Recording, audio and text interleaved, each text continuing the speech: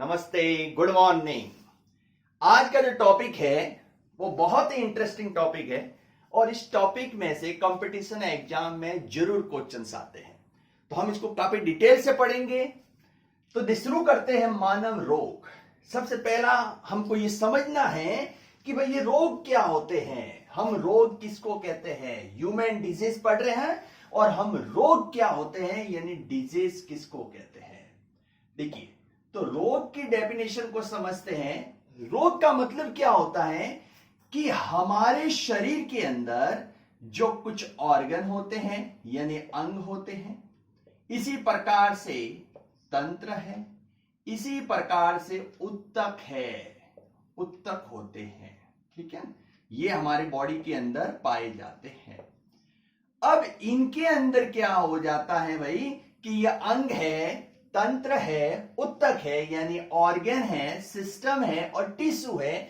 इनके कार्य प्रणाली में कुछ कमी आ जाती है। मतलब हम कह सकते हैं कि इनका कार्य संचालन सही रूप से नहीं होता।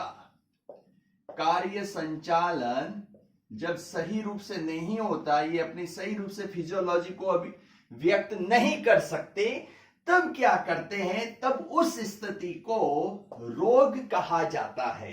तब हम उस स्थिति को रोग कहते हैं। यानी शरीर के अंदर जो ऑर्गन है, तंत्र है, उत्तक है, जब इसकी कार्य प्रणाली में कोई कमी आ जाती है और ये सुचारू रूप से या तो कार्य नहीं कर सकते हैं, तो इस स्थिति को हम रोग कहते हैं। और जब ये आते हैं तो शरीर के अंदर कुछ परिवर्तन होने लगते हैं, हमारी बॉडी के अंदर कुछ परिवर्तन उत्पन्न होने लगते हैं और वो परिवर्तन हमें दिखाई देते हैं, महसूस कर सकते हैं, और उन्हीं परिवर्तन को हम लक्षण कहते हैं।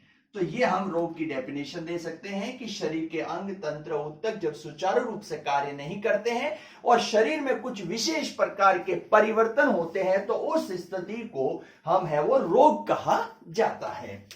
अब ये जो रोग होते हैं, तो रोगों के क्या क्या कार्य हैं कि भाई ये किस ढंग से, ये जो रोग है वो किस प्रकार से उत्पन्न हो सकते हैं, कौन कौन से इसके कारण हैं वो हो सकते हैं। तो सबसे पहले देखते हैं जैसे कि जैविक फैक्टर।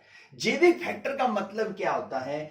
पहला जैसे हमने आया वो जैविक फैक्टर यहां लिखा हुआ है, तो रोग के कारण में जैविक फैक्टर है। जैविक फैक्टर का मतलब क्या हुआ कि ये इसके अंदर जैसे कि कवक, फंगई आती है, या वायरस यानी विषाणु या जीवाणु, उसके कारण कोई भी रोग होता है, उसके कारण कोई रोग होता है, तो उन कारकों को हम जैविक कारक कहते हैं। तो ये रोग का पहला कारण है कि भाई कोई बायोलॉजिकल पैथोजन है उस वजह से होते हैं। जैसे वो क्या हो सकता है, it may be fungi, virus और बैक्टीरिया, तो उसको हम कहेंगे जैविक कारक कहेंगे। दूसरा कारक है, रोग का कारण बनता है पौष्टिक तत्व। पौष्टिक तत्व का मतलब क्या हुआ, पौष्टिक तत्व का मतलब यह होता है कि हमारे शरीर के अंदर जो पौष्टिक तत्व है यानी कौन कौन से हैं, कार्बोहाइड्रेट है, इसी प्रकार से जैसे कि प्रोटीन है, वसा है, खनिज लवण है। यदि इनकी कुछ कमी आ जाए, इनकी हमारे डाइट में यदि हम इनको नहीं ले और हमारे शरीर के अंदर इन तत्वों की कोई कमी आ जाती है, तो इनसे जो रोग होता है वो कहा जाता है कि भाई ये पौष्टिक तत्वों की कमी के कारण हुआ है। तो दूसरा जो रोग का कारण हो सकता है, पौष्टिक तत्वों की कमी की वजह से भी मानव है वो रोगग्रस्त हो सकता है। ठीक है। थर्ड है केमिकल फंक्शन यानी केमिकल फैक्टर, रासायनिक कारक। अब देखिए, रासायनिक कारक के अंदर यानी केमिकल मतलब फैक्टर के अंदर कौन कौन से आ सकते हैं, तो रासायनिक कारक के अंदर कई सारे, दो कारक हम इसको बांट सकते हैं। एक होता है आंतरिक रासायनिक कारक, देखिए ये भी रोग पैदा करता है।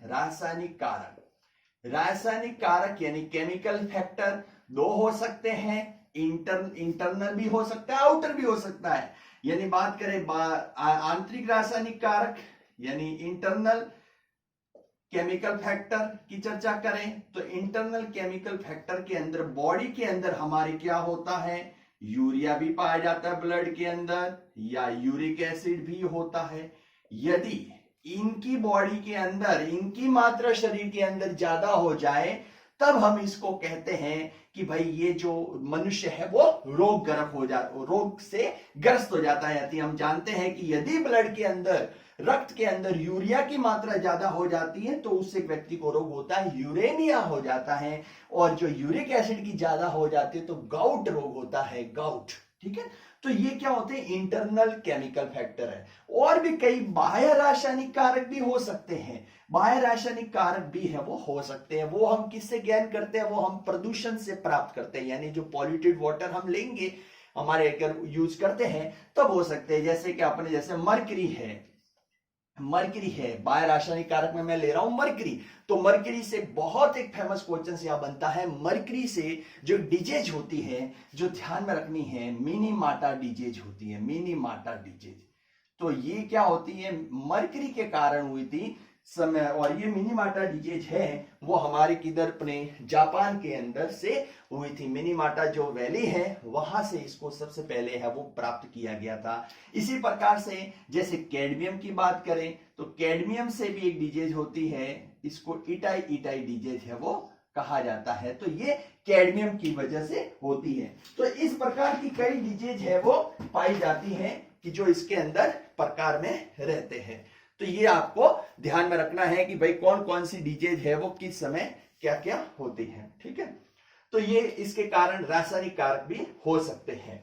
भौतिक कारकों की चर्चा करें तो भौतिक कारक में कौन कौन से आते हैं, तो देखिए भौतिक कारक भी डिजीज को क्रिएट कर सकते हैं। भौतिक कारक के अंदर जैसे कि तापमान है, ठंड है, या एक्सरे है, ठीक है, या कोई और भी रेडिएशन है, तो इससे भी व्यक्ति को है कोई ना कोई रोग है वो हो जाता है। तो ये आ जाएगा हमारे फिजिकल फैक्टर में आ जाता है।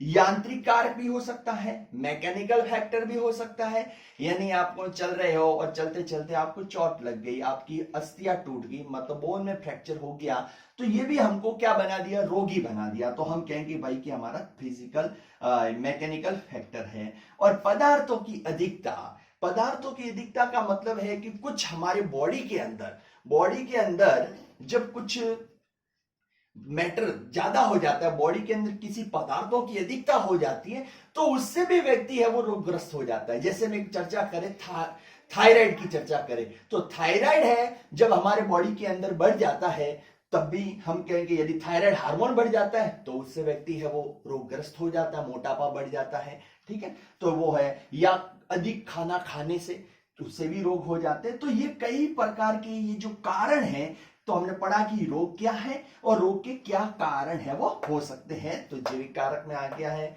फंजाई और वायरस वगैरह बात हुई, पौष्टिक तत्वों में प्रोटीन, कार्बोहाइड्रेट, वसा यानी कि कमी हो जाती है वो। रासायनिक कारक को हम दो भागों में बांटा है, आंतरिक कारक और बाह्य कारक। आंतरिक कारक यानी बॉडी के अंदर जो केमिकल फैक्टर है जैसे यूरिया है, यूरिक एसिड है, उसकी कमी, उसकी अधिकता से जो रोग हो जाएंगे वो इसमें आ जाएंगे। और इंटरनल आउटर के अंदर जैसे हमने डिस्कस किया था मरकरी का है, मिनीमाटा से होता है, मिनीमाटा डिजीज जो मरकरी के कारण होती है, और जो कैडमियम कमी से, कैडमियम की वजह से जो होती है वो इटाई कहलाती है। फिजिकल फैक्टर में मैंने बात की जैसे एक्सरे है, कुछ भी रेडिएशन है तो उसकी वजह से भी कई प्रकार की क्रियाएं होती है। यांत्रिक कारक में हमने बता ही दिया, कोई चोट वगैरह लग जाती है, फ्रैक्चर हो जाता है, बोन्स टूट जाती है तो उससे भी व्यक्ति रोगग्रस्त हो जाता है, और कुछ अधिकता की हो जाते हैं तो उससे भी होता है।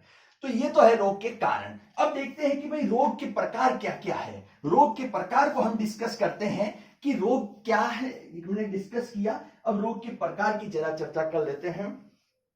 तो रोग के प्रकार की बात करते हैं तो देखिए पहला बात हम दो भागों में बांटा हुआ है, जन्मजात रोग और उपार्जित रोग। जन्मजात का मतलब है कि जो ऐसे डिजीज जो व्यक्ति को जन्म से प्राप्त होती है, और ये जो जन्मजात है, जन्मजात रोग किसकी वजह से हो सकता है, तो ये भाई हो सकता है जीन की वजह से हो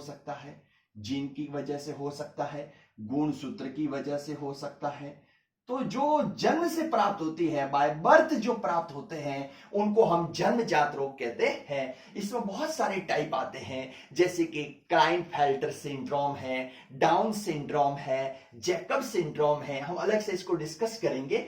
तो वो जो रोग है जो जन्म से प्राप्त हुए, व्यक्ति को बाय बर्थ प्राप्त हुए हैं, तो उसको हम कहेंगे जन्मजात रोग कहा जाता है। हृदय रोग भी कुछ जन्मजात होते हैं, जैसे कि बच्चे को जन्म से किसी की वॉल्व के अंदर परेशानी है, तो ऐसी कई ऐसी डिजीज होती हैं जो बाय बर्थ है वो प्राप्त होती है, तो उनको हम जन्मजात कहेंगे। ये क्या होते हैं, जीन कुछ जन्मजात रोग मतलब हम कहेंगे जेनेटिक फैक्टर की वजह से होते हैं, माता पिता से ट्रांसफर होते हैं, नेक्स्ट जनरेशन होती है उसमें ट्रांसफर होते हैं, तो जीन और गुणसूत्र की वजह से होते हैं।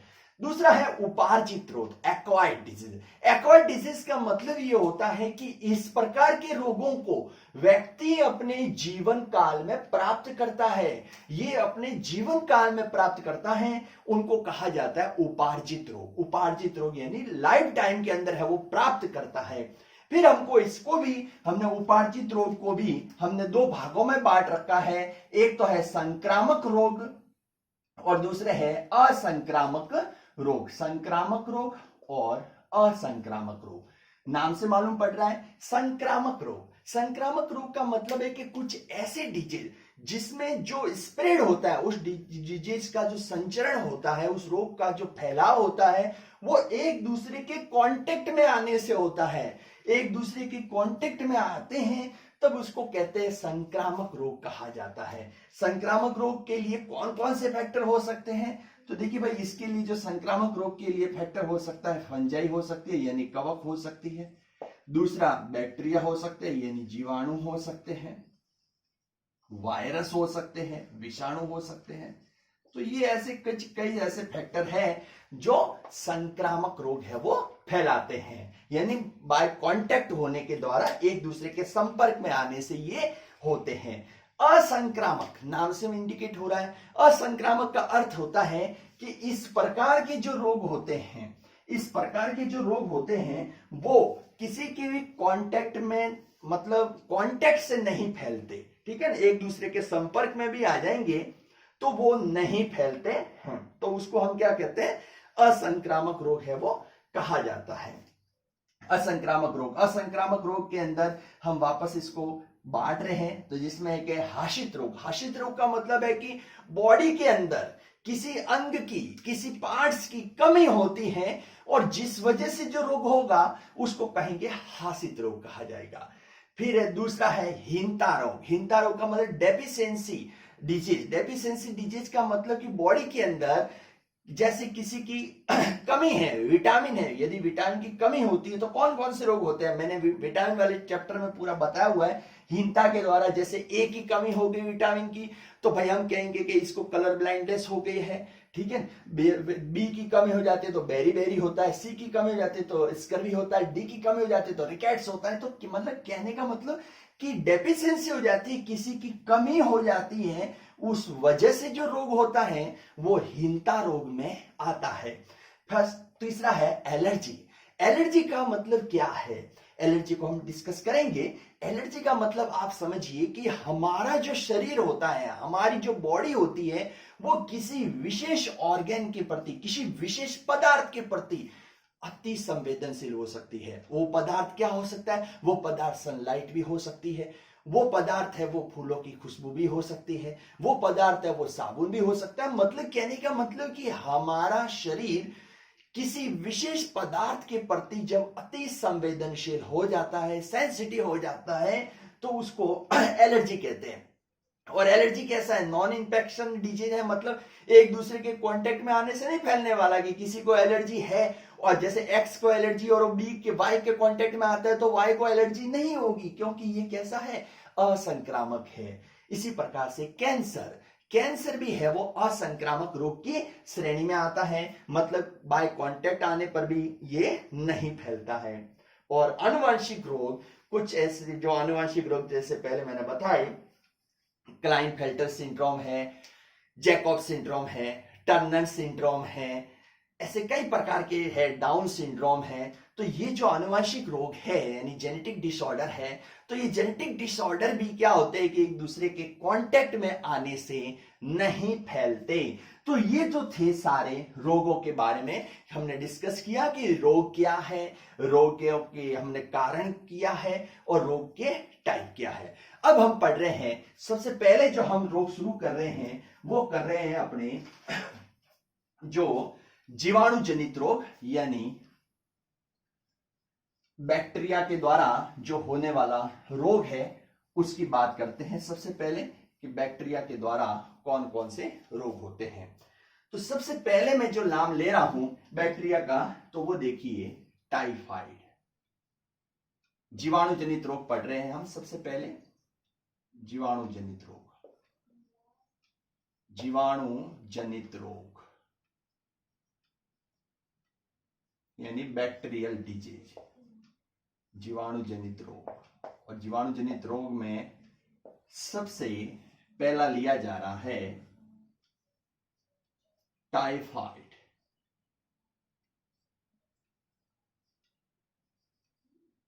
टाइफाइड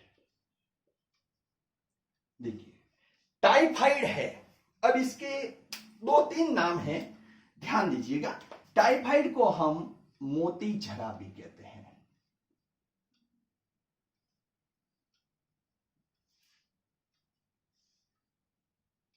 टाइफाइड को मोती झरा भी कहा जाता है। इसको मियादी बुखार भी कहते हैं, मियादी बुखार भी कहा जाता है। अब ये जो बात है, अब इसका रोग जनक कौन सा है ये तो होगा। अब सबसे पहले तो यहां से क्वेश्चंस बनते हैं जो आपको ध्यान में रखने हैं। रोग जनक यानी इसका पैथोजन कौन सा है, पैथोजन किससे होता है। तो देखिए पैथोजन में जो बैक्टीरिया की बात करें तो इसके बैक्टीरिया का नाम है साल्मोनेला टाइफी। साल्मोनेला टाइफी ये जो जीवाणु है इसकी वजह से ये रोग है वो होता है। दूसरी बात करें कि इसका प्रभावित अंग कौन सा होता है, यानी ये किस ऑर्गन पर इफेक्ट डालता है, प्रभावित अंग। तो देखिए प्रभावित अंग की चर्चा करें तो इसके अंदर स्मॉल इंटेस्टाइन यानी ये छोटी आंत को प्रभावित करता है। छोटी आंत, शरीर की जो हमारे आंत होती है छोटी आंत, तो उसको ये प्रभावित करता है। फिर इसके बाद करें, इसका छोटी आंत तो हुई। अब देखते हैं कि इसका संचरण कैसे होता है, कैसे फैलता है। भाई टाइफाइड कैसे फैलता है, संचरण की चर्चा करें तो संचरण जो होता है वो होता है कंटेमिनेटेड वाटर यानी प्रदूषित जल, कंटेमिनेटेड वाटर या फूड, प्रदूषित जल या भोजन से, इससे ये होता है। प्रदूषित जल या भोजन से होता है। लक्षण की बात करें, सिम्टम्स, तो सिम्टम्स में क्या क्या होते हैं देखिए। सिम्टम्स में एक तो तेज बुखार आता है, व्यक्ति को तेज बुखार है, नियर अबाउट कितना होगा, तो ये होगा 104 फ़ारेनहाइट के बराबर। फिर व्यक्ति को सिर दर्द होता रहता है, सिर दर्द होता है, सिर दर्द होता है, भूख की कमी, भूख नहीं लगती, भूख की कमी है हो जाती है से, और उसके बाद में पेट में दर्द, पेट दर्द करता है। ठीक है, पेट दर्द करता है। जब डॉक्टर के पास जाते हैं तो डॉक्टर यहां से अपना पेट है वो दबाता है। ठीक है, एक्चुअली वो दबाने का कारण क्या होता है कि छोटी आंत में सूजन आ जाता है, छोटी आंत करती है, और छोटी आंत में होता क्या है, स्वेलिंग आ जाती है, सूजन। ये ठीक है, तो भूख की कमी हो जाती है, पेट दर्द है, ये जो सारी समस्या है वो इसमें पाई जाती है। इसके बाद की बात करें, शरीर में सूजन और, ठीक है। अब देखते हैं बचाव। अब बचाव के अंदर आपको क्या करना है कि सबसे पहला तो बचाव ये करना है कि आपको जो कंटेमिनेटेड वाटर है उससे अलग रहना है, उसका सेवन नहीं करना है, और स्वच्छ पानी और स्वच्छता का ध्यान रखना है। यदि आप स्वच्छता का ध्यान रखोगे तो इससे है वो आप बचे हुए रहोगे। फिर बात करते हैं इसके बाद में इसके टेस्ट की, कि कौन सा टेस्ट होता है। तो देखिए टेस्ट जो होता है इसका बहुत फेमस टेस्ट है, वो ध्यान रखिए। टेस्ट कई बार पूछा जाता है टेस्ट के भाई टेस्ट कौन सा करेंगे, तो इसके अंदर जो टेस्ट होता है वो है विडाल टेस्ट। विडाल टेस्ट है वो किया जाता है, विडाल टेस्ट है वो करते हैं, इसके अंदर किया जाएगा। एक फिर इसके बारे में और जो बात रह गई है वो ध्यान रखिए, एक लेडीज थी मैरी मेलान। मैरी मेलान एक लेडीज थी जिसके बारे में ये माना जाता है कि ये क्या करती थी, मेलान ये क्या करती थी कि टाइफाइड के रोग को फैलाने में सहायक हुई थी, इसलिए इसको टाइफाइड लेडी के नाम से भी जाना जाता है। तो ये जो थे टाइफाइड के बारे में है कि भाई टाइफाइड के अंदर आपको क्या क्या करना है और किस ढंग से इसमें ये सारी चीजें ध्यान में रखनी है। तो ये जीवाणु जनित रोग है, खास तौर पर इसमें पैथोजन ध्यान रखिए। और इन्फेक्टेड ऑर्गन में क्या क्या होता है, तो छोटी आंत के अंदर सूजन आ जाता है, सिर दर्द होता है, बुखार रहता है, ये सारी विशेषता है। और विडाल टेस्ट इसके लिए किया जाता है। मेरी मेलान का जो नंबर है, मतलब जो संबंध है वो इससे ही है। दूसरी जो बात करें, अगला जो बात करते हैं वो है निमोनिया। अब निमोनिया दूसरा जो जीवाणु जनित रोग की चर्चा करें तो है वो निमोनिया। अब देखिए निमोनिया के अंदर क्या क्या हो जाता है, ठीक है।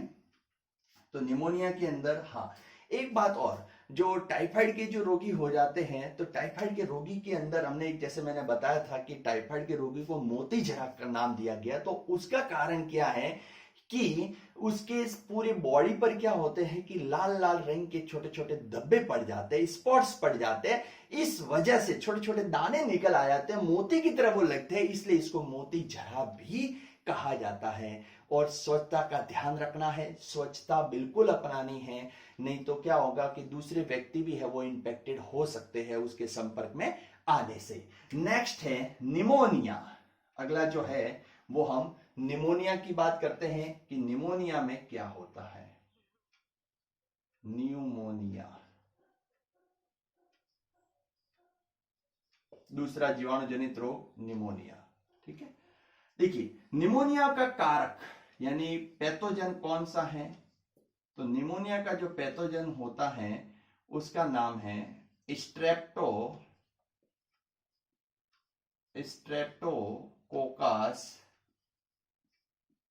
Streptococcus pneumoniae. स्ट्रेप्टोकोकस न्यूमोनी, इसी का ही हम कई जगह ये भी नाम आ सकता है स्ट्रेप्टोकोकस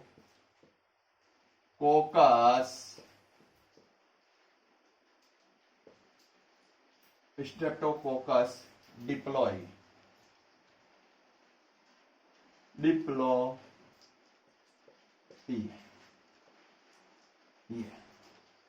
स्ट्रेप्टोकोकस न्यूमोनी और स्ट्रेप्टोकोकस डिप्लॉय, ठीक है।